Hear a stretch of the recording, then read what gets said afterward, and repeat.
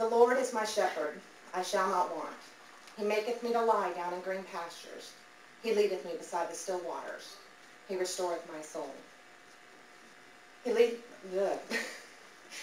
me in the paths of righteousness for his name's sake. Yea, though I walk through the valley of the shadow of death, I will fear no evil, for thou art with me. Thy rod and thy staff, they comfort me. Thou preparest a table before me in the presence of mine enemies. Thou anointest my head with oil. My cup runneth over. Surely goodness and mercy shall follow me all the days of my life, and I will dwell in the house of the Lord forever. Amen. That is Psalm 23, a well-known prayer, a simple prayer, a prayer that cannot be recited in many public venues, such as schools or sporting events, without those who may lead it coming under fire. And I have one question. Why? Psalm 23 is only an example of what prayer is all about. It's about giving. It's about comfort, about protection, about healing, about forgiveness, and most of all, about love. I would like one person to explain to me why any of those things should be considered bad. If you can't answer that question, then you have no business telling us that we cannot pray in public. Some will say that we're not told that we can't pray, only that we can't be officially led in a public venue. They'll say that they feel a particular religion, primarily Christianity, is being pushed on them, or that they feel left out. Again, I ask why. Christianity is a faith. Faith is defined in Webster's New World Dictionary as unquestioning belief. No one has the power to force you to believe anyone or anything, not even God. Therefore, if you don't believe the same principles as Christians, what do you feel left out of? Others will say they don't like to hear about Christianity.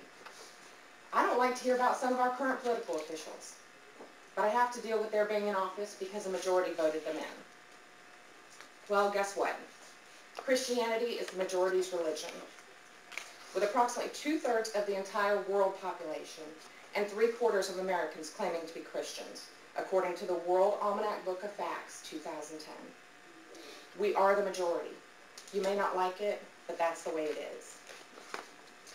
One of my favorite arguments, and thus far the most successful from those trying to stop prayer in public, is that the Constitution protects their rights.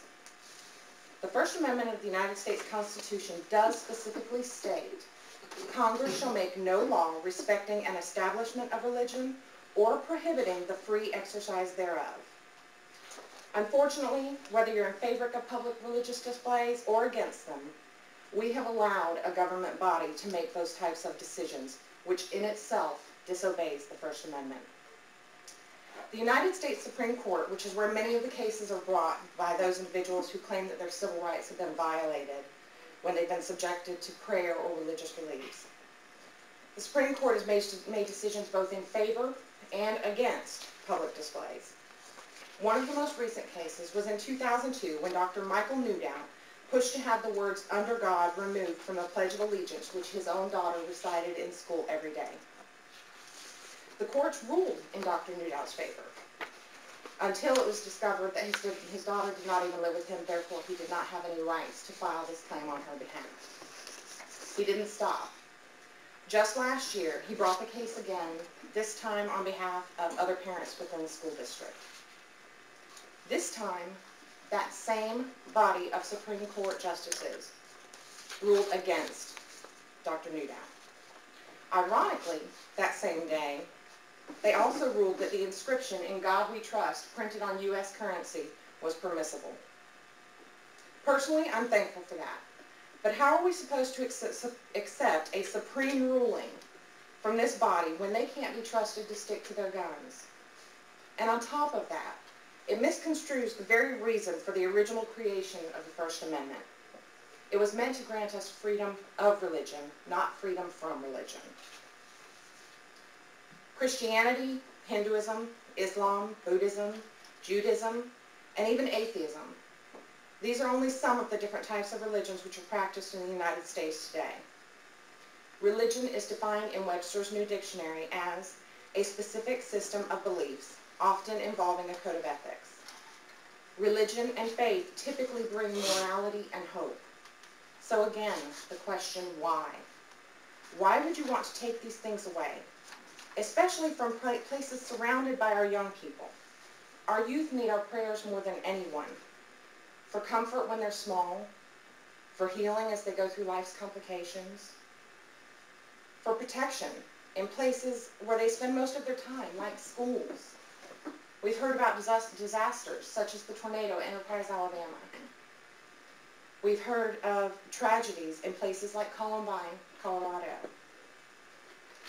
And every day, the risk of injuries and even fatalities on sports fields in high schools throughout the nation are increasing.